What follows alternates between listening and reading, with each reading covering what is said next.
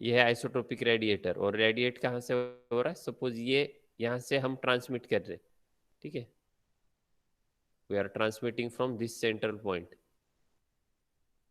ठीक है, समझो ये जो डॉट है रेड कलर का, ये जो है ये ट्रांसमिटिंग एंटीना है, यहाँ से हम ट्रांसमिट कर रहे हैं इस पॉइंट से। तो वो आइसोट्रोपिक रेडिएटर का मतलब है वो जो है इक्वली रेडिएट करेगा ऑल डायरेक्शन में, ठीक है। तो ये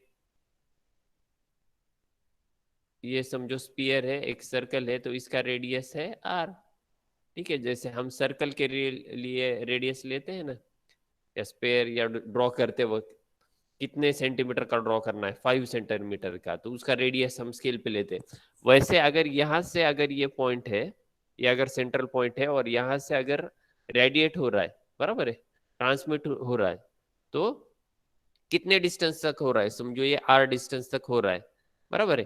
तो ये कैसे है, इक्वली रेडिएट कर रहा है सभी डायरेक्शंस में, तो उसके वजह से इसे आइसोट्रोपिक या ओमनी डायरेक्शनल रेडिएटर बोलेंगे। अगर यहाँ से रेडिएट हो रहा है तो समझो अपना महिष माल का जो ब्रॉडकास्टिंग स्टेशन है, बराबर है, तो उसका भी कैसे है, वो अगर वो रेडिएट कर रहा है तो वो इक्वली सर्कुलर फैशन में, अगर ये महिष माल है तो यहाँ से समझो 100 किलोमीटर तक सभी साइड इक्वल, ये सेंटर पॉइंट से ये आजू बाजू के 100 किलोमीटर में, यहाँ से यहाँ तक एक 90 या 100 किलोमीटर तक वो दूरदर्शन दिखाई देगा। यहाँ से भी जितने गांव कवर होते हैं, अगर इसके नीचे मैप है ऐसा कंसिडर करो, तो महिषमाण से up to 100 kilometre it can cover, ठीक है, इक्वली, ओके। तो उसको हम बोलेंगे आइसोट्रोपिक रेडिएटर, या ऐसे रेडिएट कर रहा है, ठीक है। अभी देखो, अभी समझो, अगर हम है महिषमाण से, समझो औरंगाबाद कैसे है, नजदीक है ना, बराबर है, कितने किलोमीटर होगा, कितने किलोमीटर है, समझो एक 30 किलोमीटर है, ये ये हुआ टोटल रेडियस, 100 किलोमीटर तक ये रेडिएट करता है, ओके। ये समझो हमारी लोकेशन है 30 किलोमीटर, ठीक है, औरंगाबाद ए, और ये दूसरा कोई है बी लोकेशन, बी गांव, वो है 100 किलोमीटर पे, और हमारा औरंगाबाद है, ठीक है, ए ही रखेंगे इसको, औरंगाबाद जो है 30 किलोमीटर है। तो यहां से कौन नजदीक है, ये रेड पॉइंट से, ट्रांसमिटिंग पॉइंट से, ये ए नजदीक है या बी नजदीक है, कौन जवळ है, दीपाली, तो अनम्यूटच राहू दे दीपाली, हो सर. ए जवळ है ना, हो ए इस जवळ. ट्रांसमिटिंग पॉइंट से जो है ए नजदीक है, क्योंकि ए 30 किलोमीटर पे ही है। देखो, अभी यहां से ट्रांसमिट हो रहा है, तो वो इक्वली ये सभी डायरेक्शन में इक्वली रेडिएट हो रहा है, हम इस डायरेक्शन का मेजर कर रहे हैं। अगर समझो यहाँ से औरंगाबाद 30 किलोमीटर है, तो जो है इससे अगर हम पिक्चर की बात करें तो इसको जो सिग्नल है वो स्ट्रांग मिलेगा, इसको जो सिग्नल है स्ट्रांग मिलेगा as compare to this one, बराबर है। जैसे मैंने एग्जांपल लिया था, जैसे ये सर क्लास में पढ़ा रहे, ठीक है,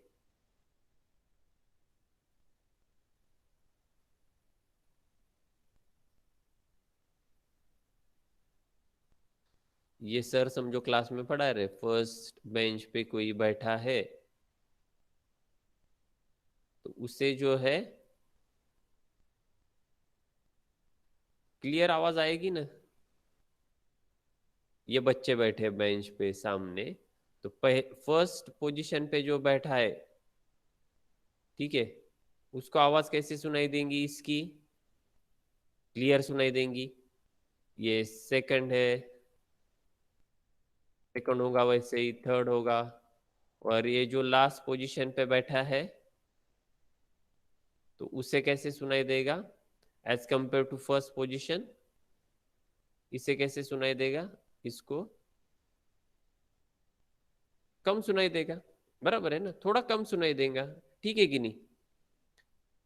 ये जो है इक्वली रेडिएट कर रहा है ऑल डायरेक्शन में, लेकिन अब हम अगर इसकी बात करें पावर डेंसिटी, बराबर है,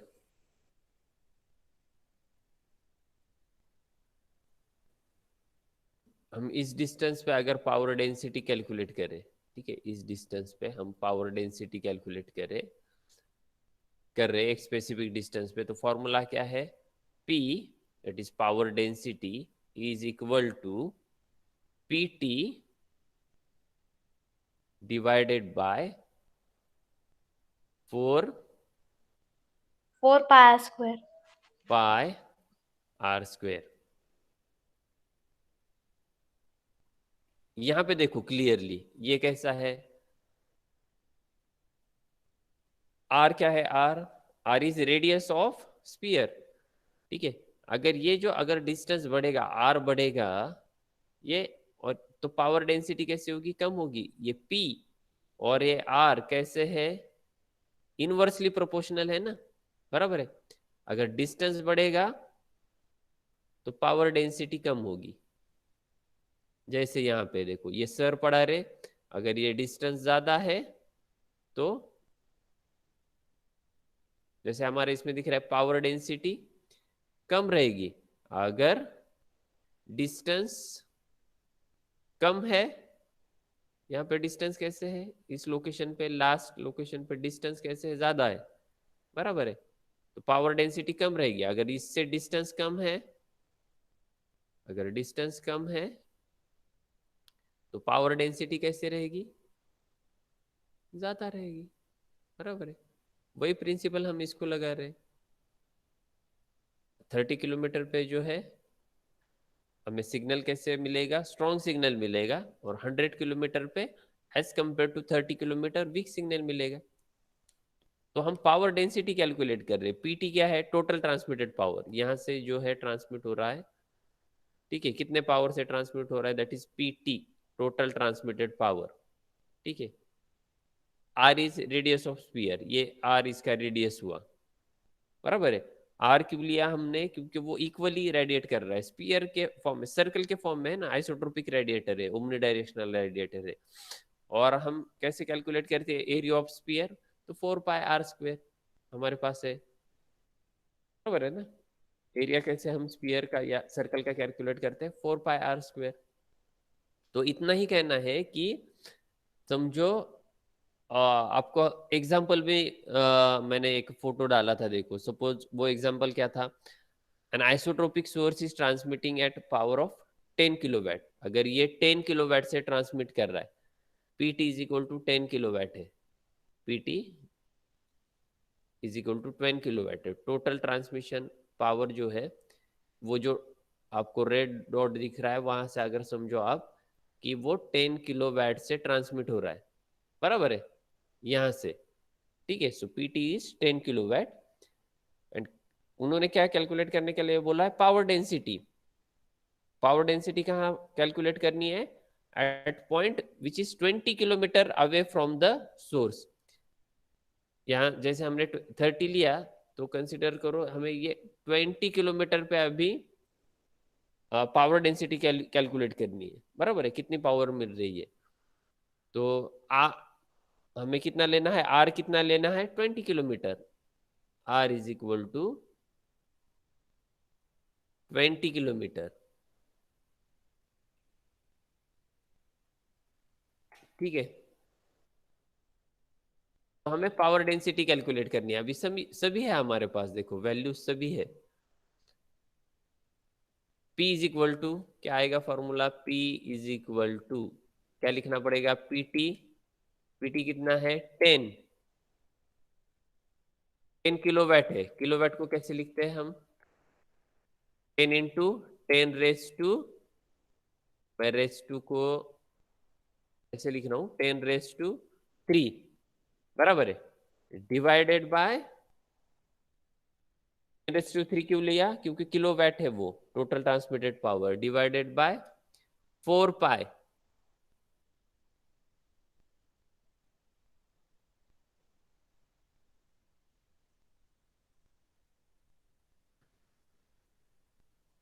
4 पाई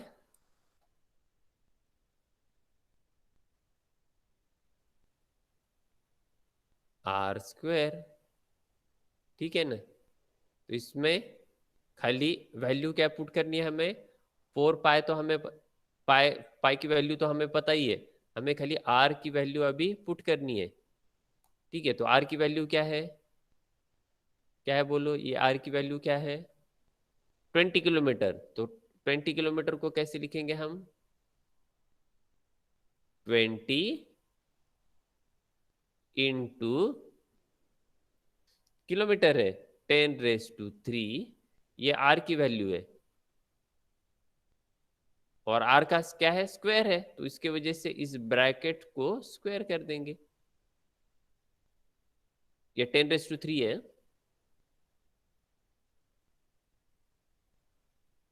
103 मत लिखो, 10⁻³ है वो।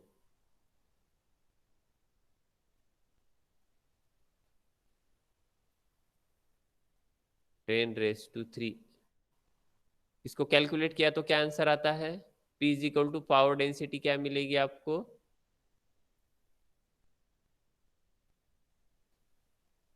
1.96, 1.96।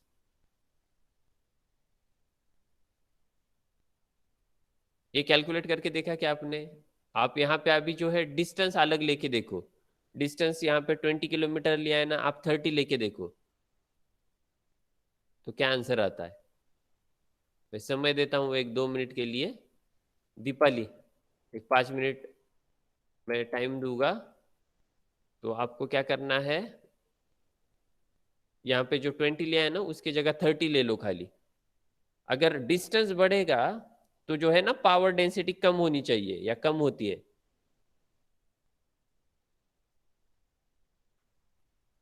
पावर डेंसिटी कम होगी, ठीक है। मैं 5 मिनट का समय देता हूं, यहाँ खाली 30 पुट करना है, 30, 20 की जगह बाकी सभी सेम है। टोटल ट्रांसमिटेड पावर में मैं कॉन्स्टेंट ही रख रहा हूँ, 10 किलोवाट ही रख रहा हूँ, लेकिन मैं डिस्टेंस बढ़ा रहा हूँ। अगर डिस्टेंस बढ़ेगा तो पावर डेंसिटी कम होनी चाहिए, देखो ट्राई करो।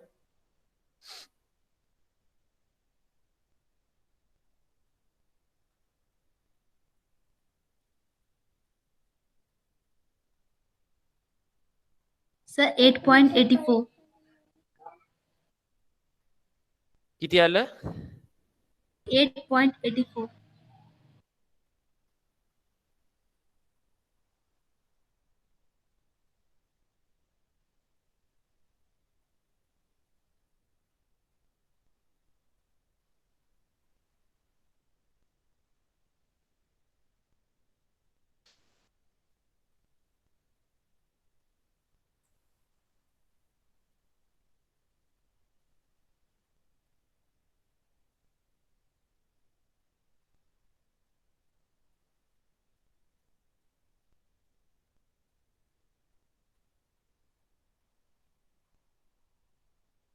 पावर डेंसिटी यानी रहता है time rate of energy transfer, energy transfer कैसे हो रही है पर यूनिट वॉल्यूम, ठीक है। आंसर क्या आया,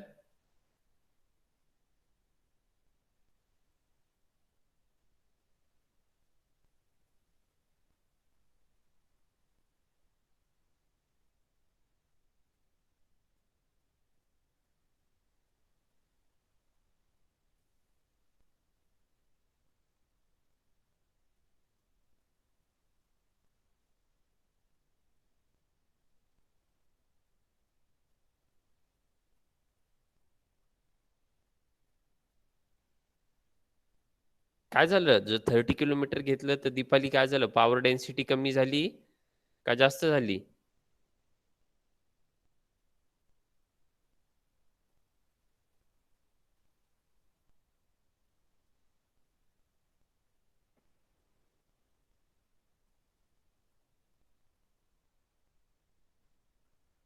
तो वो कैसे अगर आपका डिस्टेंस बढ़ेगा तो पावर डेंसिटी कम होगी, बराबर है।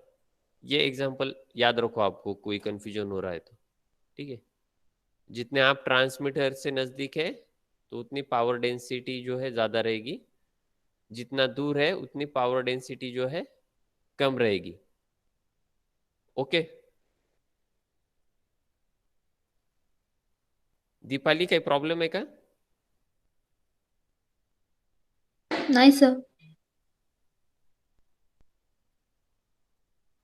हाँ दूसरा एग्जांपल क्या था? Calculate the transmitted power to get same power density. तो कितने पावर से ट्रांसमिट करना पड़ेगा,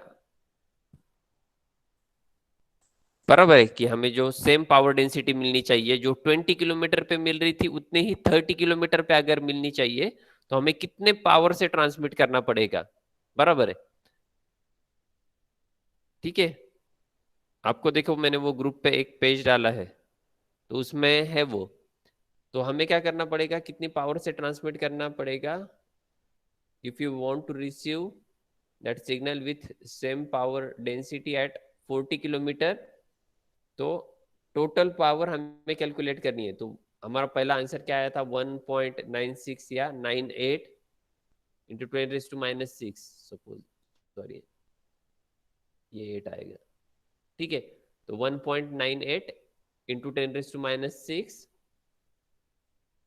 that is power density is equal to PT divided by 4 pi into 40 into 10⁻³ whole square.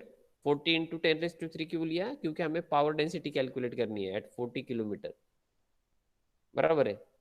तो अ, तो हमें क्या करना है, यहाँ पे अभी पावर डेंसिटी दी है, टोटल पावर ट्रांसमिट कितने पावर से कर रहे हैं वो कैलकुलेट करना है।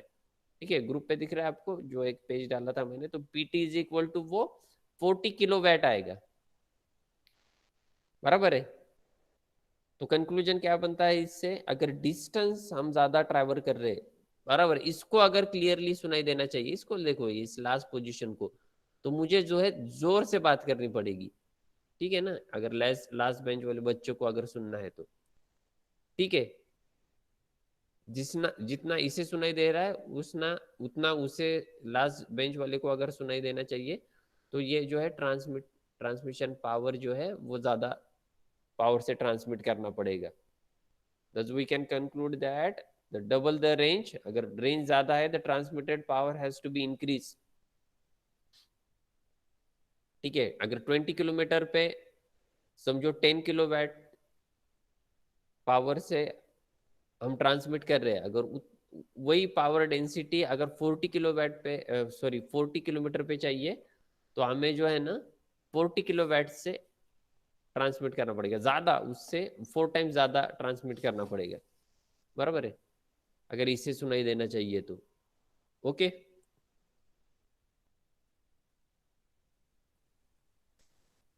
अभी कोई डाउट है इनवर्स स्क्वायर लॉ में? नाही सर. हम्म,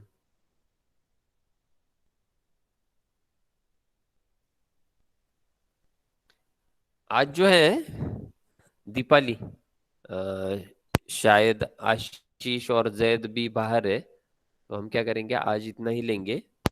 ठीक है, और जो है कल लेकिन घर पे ही रहो या बाहर मत घूमो। तो कल क्या करेंगे हम,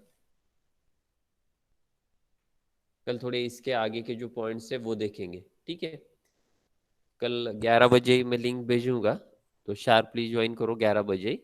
ओके। Okay sir. हाँ, आज के दिन इतने लेंगे हम, थोड़ा रिवाइज करो जब तक क्या क्या हुआ वो। ठीक है, ओके चलो, गुड डे। और कुछ डाउट होगा तो नहीं तो पूछ लो आज।